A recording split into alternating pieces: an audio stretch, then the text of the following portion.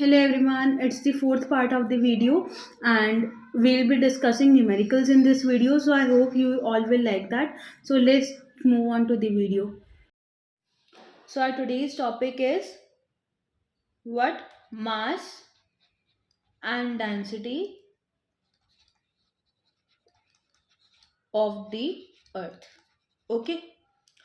तो आपको क्या एक्सप्लेन करना है कि how mass and average density of the earth can be estimated. ठीक है. अगर हमें जी की नॉलेज है तो हम कैसे एस्टिमेट कर सकते हैं मास एंड एवरेज डेंसिटी अर्थ की. ठीक है. तो देखो एक सेकेंड.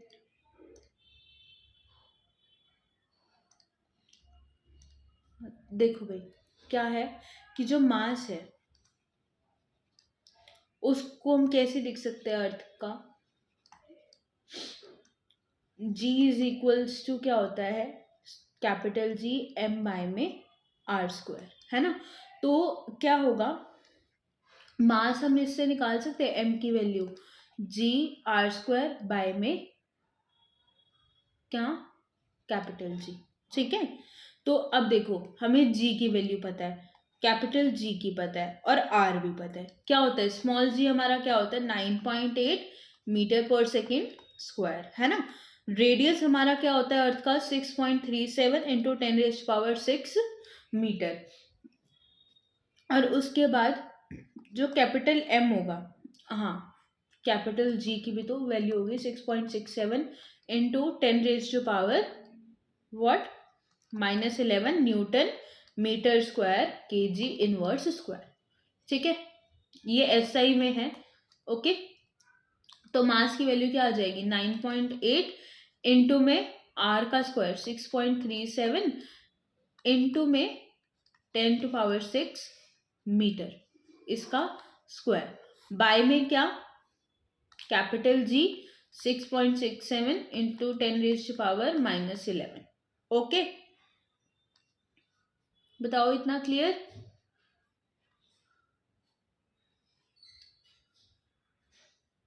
ओके. तो नेक्स्ट क्या होगा इसकी जो वैल्यू आएगी ना इन टोटल वो आएगी 5.97. ठीक है. ये कैलकुलेट करोगे तो बहुत ज़्यादा टाइम लग जाएगा इसलिए अप्रॉक्स वैल्यू याद कर लेना. अगर हम इसका अप्रॉक्स देखें तो 6.10⁻24 kg होगा. तो जो जी की वैल्यू है वो फर्स्ट एक्सपेरिमेंटली हमने क्या किया था, फर्स्ट किसने डिटरमाइन की थी कैंडविच ने ना. ये हमने फर्स्ट एक्सपेरिमेंट में नोट किया था है ना कैंडविच के एक्सपेरिमेंट में. So he regarded as the first person to have weight on earth. ठीक है. मतलब जिसने वेट किया था अपना weight on the earth. Okay. तो एवरेज डेंसिटी है. अब नेक्स्ट एवरेज डेंसिटी निकालते हैं अर्थ की. Average density of earth. Okay. तो देखो जो अर्थ है उसको हमने कैसा माना है कि वो एक स्क्वायर है. ठीक है. जिसका रेडियस क्या है कैपिटल आर. और जो एवरेज डेंसिटी होगी वो क्या होगी रॉ. ठीक है. तो जो मास है वो किसके इक्वल होगा वॉल्यूम इनटू में डेंसिटी. ठीक है. तो वॉल्यूम क्या होगी 4/3 पाई आर क्यूब इनटू में रो. ओके. तो मास की वैल्यू आ गई. बताओ मास निकाल लिया. अब 4/3 मास की वैल्यू हमने क्या निकाली थी यहाँ से small G R square by में कैपिटल जी. अब इसके ना सामने रख देते हैं इसको, इसकी इक्वल पुट कर दे तो आर स्क्वायर से ये कैंसिल, यहाँ पे सिर्फ एक आर बच जाएगा. तो हमारी जो डेंसिटी होगी एवरेज वो क्या होगी 3. यहाँ पे क्या है डिवीजन में है तो ऊपर मल्टीप्लाई में चला जाएगा है ना. और स्मॉल जी बाय में 4 पाई कैपिटल जी. ठीक है. और साथ में एक आर. तो एवरेज डेंसिटी हमारी आ जाएगी. अब इनकी वैल्यूज हमें पता ही है तो 3 इंटू में 9.8 ठीक है, 4 इंटू में पाई की वैल्यू क्या होती है 22/7, कैपिटल जी की 6.67 इंटू 10⁻⁻11, और जो हमारा रेडियस होता है अर्थ का वो क्या है बताओ 6.37 इंटू 10⁻6।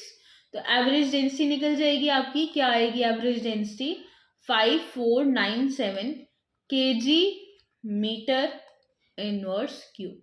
ठीक है, आया समझ।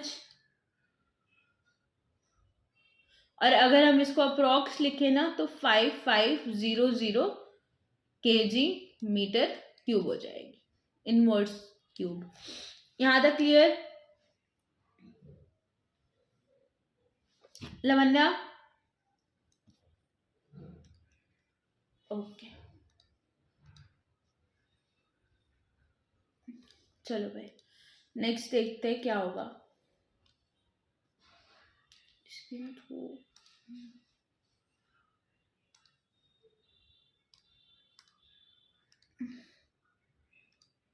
चलो अब जो है डेंसिटी है अपर लेयर ऑफ अर्थ की, ये ऐसे आएगा नहीं बट एक बार सुन लो। अपर लेयर ऑफ अर्थ की जो डेंसिटी होगी वो होगी 2700 kg मीटर इनवर्स क्यूब, और उसके बाद जो डेंसिटी है इनर लेयर की वो क्या होगी 5500 00 आएगा खाली kg मीटर इनवर्स क्यूब। ठीक है, अब देखो अब हमारे पास है न्यूमेरिकल्स। ठीक है, तो आज न्यूमेरिकल्स करते हैं स्टार्ट। तो पहला जो हमारा न्यूमेरिकल है वो क्या कहता है, क्वेश्चन क्या है पहले देखो, calculate the force of attraction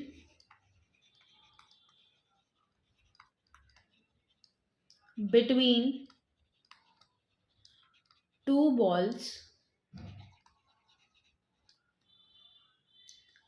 each of mass 1 kg each। ठीक है, when their center are 10 centimeter apart।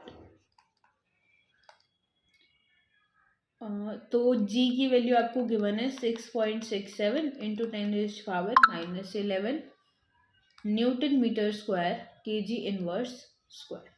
ठीक है, तो क्या फॉर्मूला लगेगा, एनी आइडिया आरव?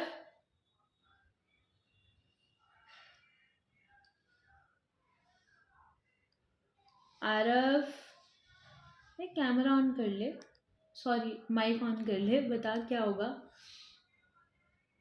क्या फॉर्मूला लगेगा, क्या कैलकुलेट करनी है, फोर्स, फोर्स निकालने का फॉर्मूला बताओ, बताओ फोर्स निकालने का फॉर्मूला।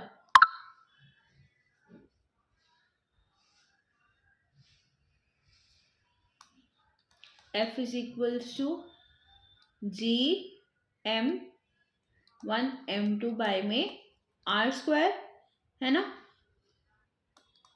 यार, बेसिक फॉर्मूला है ग्रेविटेशन का, थोड़ा ध्यान दो। -11 और m1 क्या हो जाएगा, दोनों बॉल्स कितने की हैं, ईच ऑफ 1 kg, तो 1 kg इंटू में 1 kg, और आर स्क्वायर क्या है 10 का स्क्वायर, है ना। अच्छा 10 का स्क्वायर लिख दो यहाँ पे खाली, किस में है, सेंटीमीटर में है, कौन सा यू सिस्टम हमारा SI, तो 0.10 होगा ना मीटर, बताओ।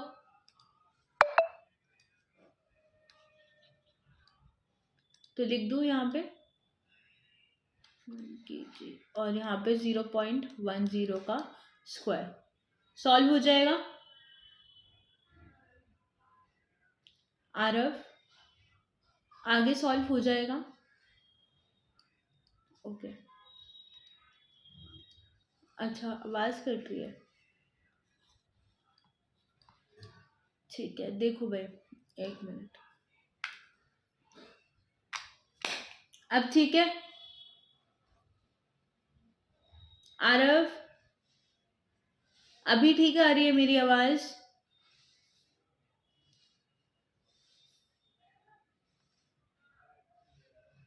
एक minute.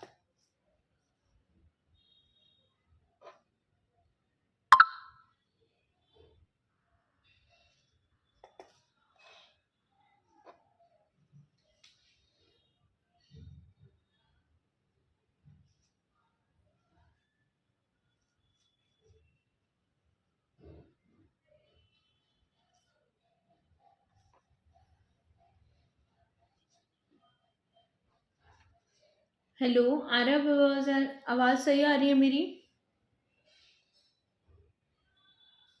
Aarav,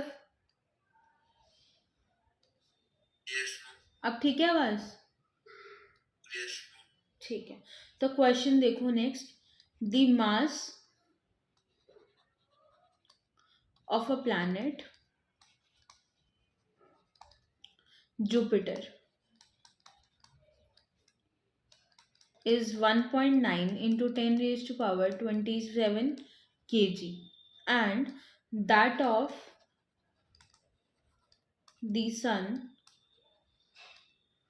is 1.99 into 10 raised to power 30 kg. ठीक है, तो the mean distance of the Jupiter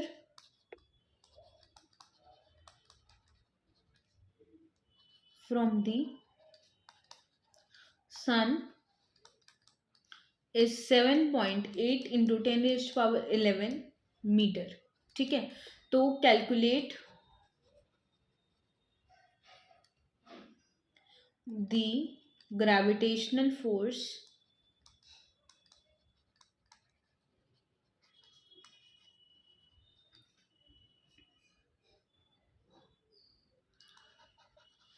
which the sun exert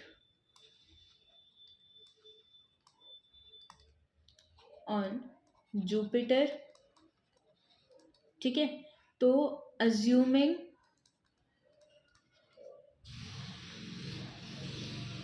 that Jupiter moves in a circular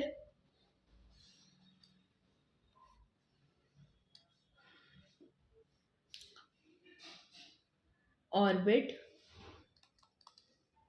around the sun,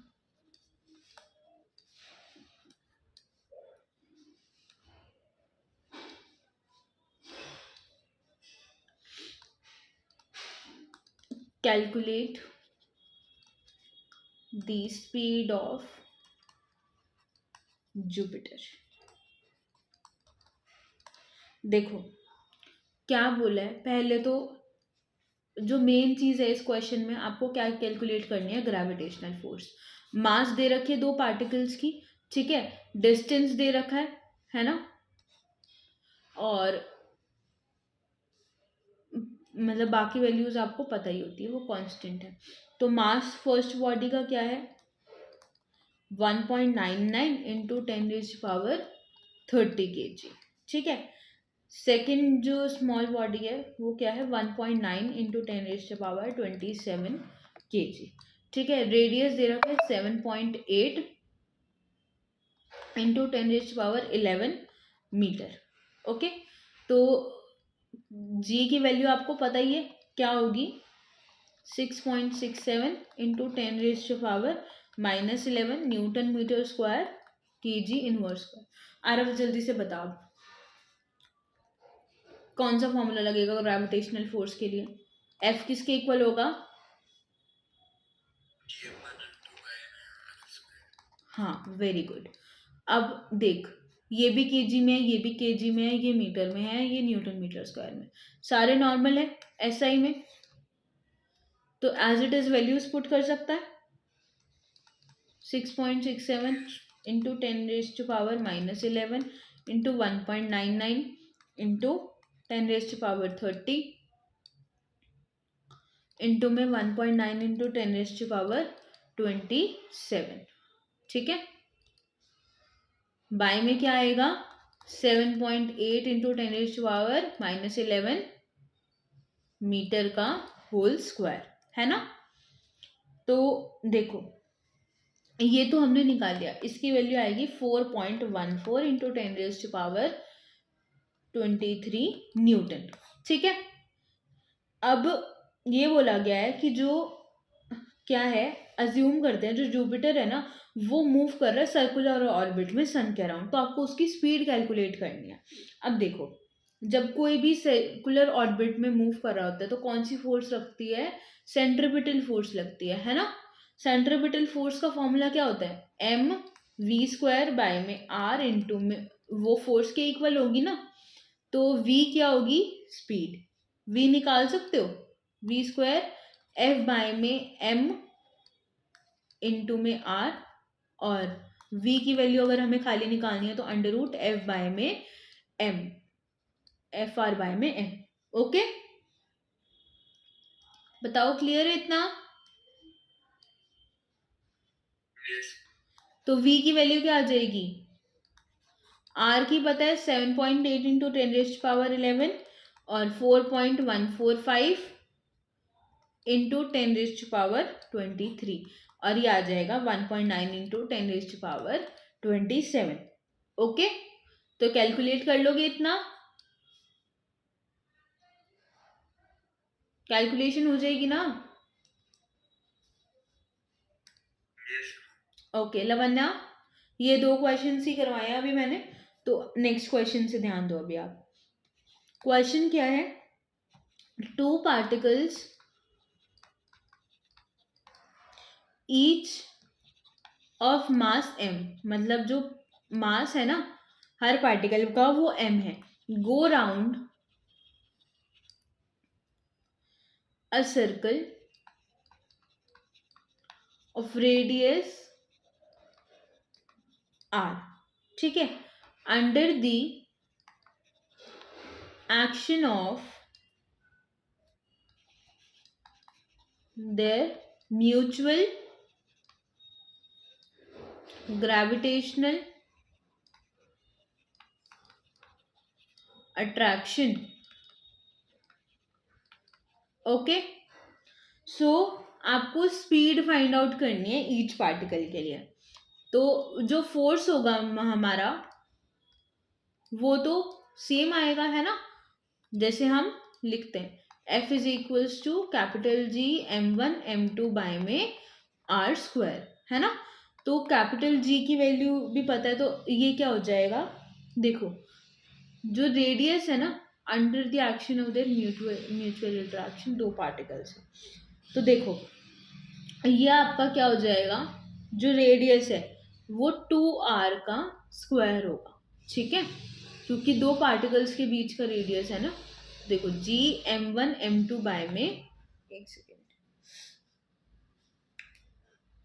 गलत बता दिया, ये रेडियस का देखो क्यों होगा 2r²। देखो जो फोर्स है वन पार्टिकल की वो डायरेक्टेड अलोंग रेडियस है सर्कल के, तो जो पार्टिकल्स होंगे वो हमेशा कहाँ पे लाई करेंगे, एंड्स ऑफ सर्कल। मतलब कि जैसे अब सर्कल है तो जो पार्टिकल्स होंगे वो हमेशा एंड पे लाई करेंगे ना सर्कल के, है ना। और जो बीच का है रेडियस मेरा आर है, तो इन दोनों के बीच का डिस्टेंस क्या होगा, 2r होगा ना, डायमीटर होगा रेडियस तो इसलिए हमने क्या लिया है 2r²। ओके, तो ये क्या हो जाएगा g m1 m2 बाय में 4r²। ठीक है,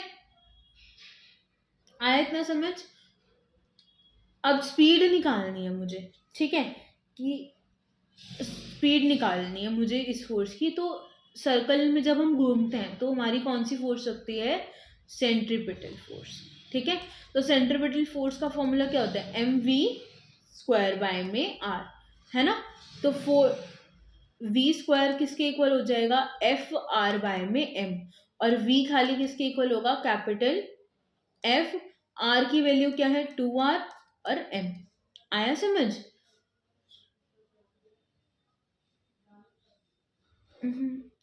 ये रुको एक सेकंड रुको,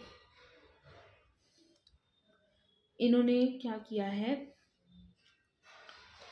एक तो ऐसे भी कर सकते हो, बट देखो आप क्या कर सकते हो, फोर्स की हमने वैल्यू निकाली है ना, तो फोर्स की वैल्यू पुट कर दो जी m1 m2 बाय में 4r², और यहाँ पे mv² बाय में r।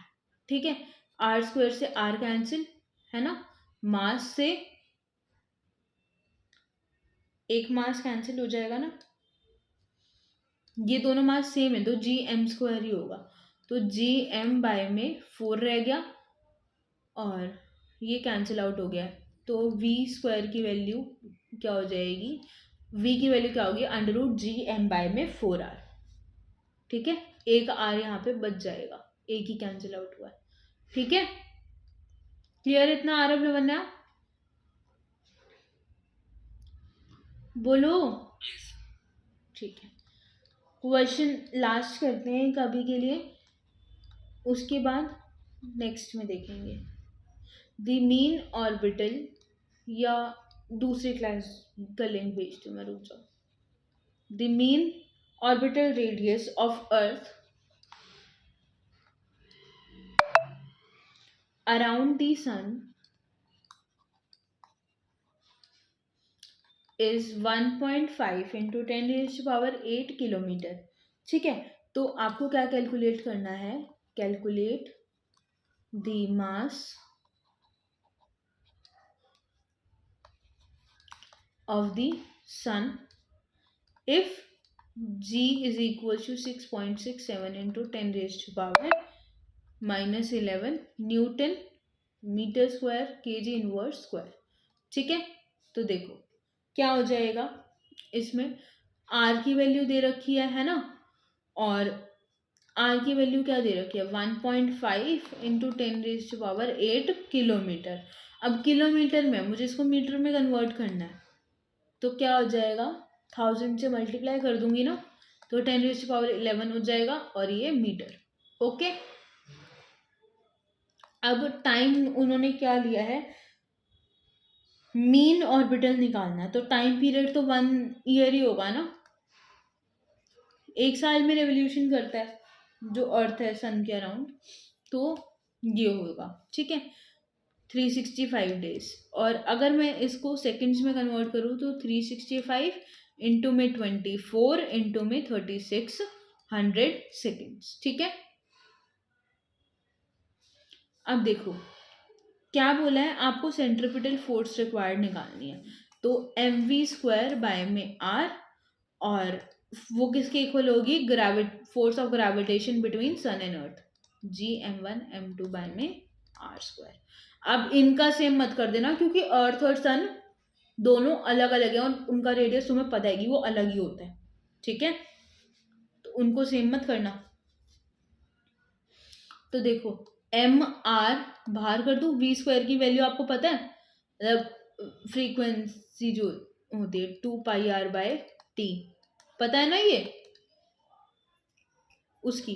तो G capital M, M bye में आर स्क्वायर हो जाएगा। ठीक है, तो अगर मुझे मास निकालना है, स्मॉल एम से स्मॉल एम कैंसिल, आर से एक आर कैंसिल। ठीक है, और ये क्या बन जाएगा, 4π² r² बाय में t का स्क्वायर, जी एम हो जाएगा इक्वल उसके। तो मास की वैल्यू क्या हो जाएगी, 4π² r³ बाय में gt का स्क्वायर। ठीक है, ये वाला क्वेश्चन हो जाएगा, बस इसमें वैल्यूज पुट करनी है जिससे आप फेमिलियर हो। ओके, तो नेक्स्ट रिकॉर्डिंग मतलब नेक्स्ट का लिंक भेज रही हूँ, वहां से शुरू करते हैं आप। देखो अब ये लास्ट वाला क्वेश्चन है, इसको देखो। 3 equal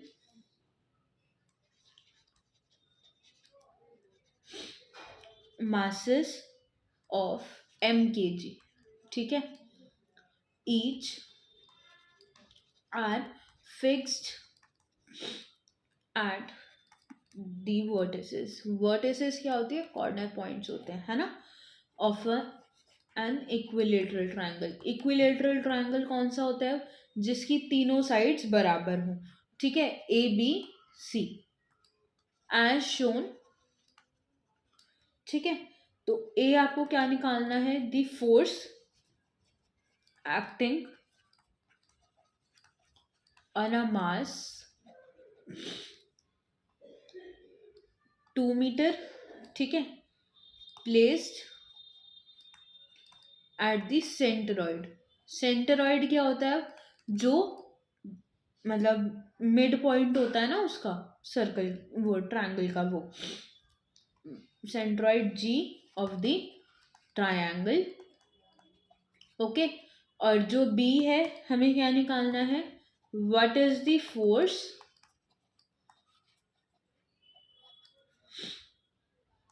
if the mass at the vertex A is doubled। ठीक है, तो ये 2 पॉइंट्स हैं, ये निकालने हैं। एक बार डायग्राम बना लेते हैं। देखो ये मेरा ट्रायंगल है, ठीक है, ये पॉइंट A है, ये B है, ये C है, ये मास M है, ये भी M है, ये भी M है। सेंट्रॉइड यहाँ पे होगा, इसको G मान रखा है। अब इसका डिस्टेंस यहाँ से और यहाँ से ये है। अब मैंने क्या बोला है उन्होंने, कि जो फोर्स एक्ट कर रहा है ना, a mass 2 metre placed at the centroid of a triangle, मतलब कि सेंट्रॉइड से 2 मीटर के डिस्टेंस पे हमने एक क्या रखा है, मास रखा है x। ठीक है, इसका डिस्टेंस क्या है, 2 मीटर है। ओके, ये हमारी y एक्सिस है और ये x एक्सिस, तो ये 2 मीटर पे है। एंगल इसका यहाँ से क्या है, 30 डिग्री होगा। अब देखो जब ये पूरा एंगल 60 डिग्री का होगा, तो सेंट्रॉइड से जब मैं कट करूंगी तो 30 डिग्री का होगा ना एक एंगल, ये तो कॉमन सी चीज है। अब देखो क्या बोला है, जो एंगल होगा ना, एंगल ऑफ नहीं,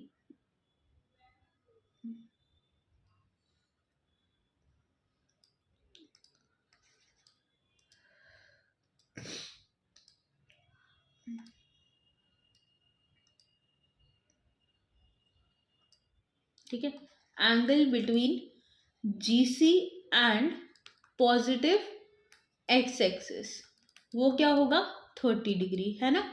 और angle between GB and negative x axis, negative x axis अगर पॉजिटिव इधर है तो नेगेटिव इधर होगा ना, तो वो क्या होगा, 30 डिग्री। ठीक है, force on mass at G due to A, मतलब कि जो G पे मास रखा है ना, उसका A से क्या इफेक्ट है, फोर्स कौन कितनी लग रही है, तो FGA वेक्टर फॉर्म है। आप तुम्हें डायरेक्शंस बता रखे हैं तो आपको वेक्टर लगाना है। ठीक है, तो G एक मास हमारा M है और एक मेरा 2M है। ठीक है, बाय में डिस्टेंस कितना है, 1 मीटर का। ठीक है, तो 1 का स्क्वायर, तो G2 एम स्क्वायर हो जाएगा, 2 आगे आ गया, एम और एम मल्टीप्लाई इंटू में जी। ठीक है, अब ऐसे ही जी बी का निकालें तो वो क्या होगा, जी एम 2m बाय में 1 का स्क्वायर, तो ये हो जाएगा। और साथ में क्या देंगे, वो आपको डायरेक्शंस दे रहे हैं, तो देखो साथ में क्या लिखोगे, minus of I cap cos 30 degree, मतलब कि आई कैप जो है ना, आई कैप एक्स एक्सिस के लिए यूज होता है, तो माइनस है, नेगेटिव एक्स एक्सिस है, तो माइनस आई कैप कितना, कॉस 30 डिग्री, माइनस में जे कैप वाई एक्सिस में कितना है उसका, साइन 30 डिग्री। ठीक है, आया समझ। हॉरिजॉन्टल और वर्टिकल में डिवाइड कर दिया इसको, हॉरिजॉन्टल के लिए ये, वर्टिकल के लिए ये, तो दोनों नेगेटिव है यहाँ पे और यहाँ पे। ठीक है, अब वैसे ही जीसी के लिए मास निकालो, फोर्स जीसी के लिए क्या आ जाएगी, जी एम 2m बाय में 1 का स्क्वायर। ठीक है, तो पॉजिटिव आई कैप कॉस 30 डिग्री, लेकिन negative of j cap sine 30 degree. ठीक है, आया समझ। अब देखो, जो प्रिंसिपल ऑफ सुपरपोजिशन क्या कहता है, जो रिजल्टेंट है ना वो सारी फोर्सेस का सम है, तो यहाँ पे सॉल्व कर दो इसको। देखो रिजल्टेंट फोर्स किसके इक्वल होगी, फोर्स जी ए वैक्टर के plus force G B vector के plus force G C vector के। ठीक है, तो 2m स्क्वायर सब में कॉमन है, क्या अलग है, सिर्फ जे कैप प्लस आई कैप, मतलब हाँ इसमें मैं डायरेक्शन बताना भूल गई, ये वाई कैप में लग रही है। ठीक है, वाई एक्सिस में लग रही है तो जे कैप आएगा। ठीक है, माइनस ऑफ क्या, आई कैप कॉस 30 डिग्री, माइनस में जे कैप साइन 30 डिग्री। ठीक है, और साथ में प्लस क्या होगा, i cap cos 30 degree minus of j cap sine 30 degree. ठीक है, ये हो गया। तो 2gm स्क्वायर है, तो इसमें देखो एक ये पॉजिटिव है एक नेगेटिव है, तो ये दोनों कैंसिल आउट हो जाएंगे, क्या बचेगा, खाली जे कैप और माइनस में 2, ये दोनों माइनस माइनस के हैं तो ऐड हो जाएंगे ना, तो 2 जे कैप साइन 30 डिग्री। ठीक है, और अब देखो मैं क्या करूँगी, 2 बाहर कर दिया तो क्या हो जाएगा, ये जे कैप, अगर मैं इसकी वैल्यू पुट कर दूँ, साइन 30 डिग्री की वैल्यू क्या होती है, 1/2, 2 से 2 कैंसिल हो जाएगा, जे कैप माइनस में जे कैप हो जाएगा, तो आंसर क्या आ जाएगा, 0। ठीक है, तो सेकंड निकाले। अब क्या बोला था, mass at the vertex A is 2 metre, अगर हम वर्टेक्स ए पे जो मास है उसको डबल कर दे, 2 मास m था, उसको डबल करेंगे तो क्या हो जाएगा, 2m होगा। ठीक है, तो फोर्स जी ए वैक्टर की क्या लगेगी, जी 2m इंटू में 2m बाय में 1 का स्क्वायर। ठीक है, तो क्या हो जाएगा, 4gm स्क्वायर। ठीक है, किस डायरेक्शन में, जे कैप में। आया समझ। फिर आपको जीबी और जीसी का ऐसे ही निकालना है, वैसे ही फिर ऐड कर देना। ठीक है, बताओ क्लियर इतना यहां तक, आज की क्लास में समझ आया, न्यूमेरिकल्स हुए। तो प्रॉब्लम फॉर प्रैक्टिस है आगे 7, तो ये आपको खुद से करनी है एसएल अरोड़ा में, और एक्सेलरेशन ड्यू टू ग्रेविटी है आगे, उसके जो 7 क्वेश्चंस है वो कल करेंगे। ठीक है, क्लियर है। ओके, आज के लिए इतना काफी है, समझ आया ना सबको। Okay, thank you for watching. I hope you found this video helpful, and we'll be discussing half of the numericals in the next video. So please like, share and subscribe, and also press the bell icon for next video notification.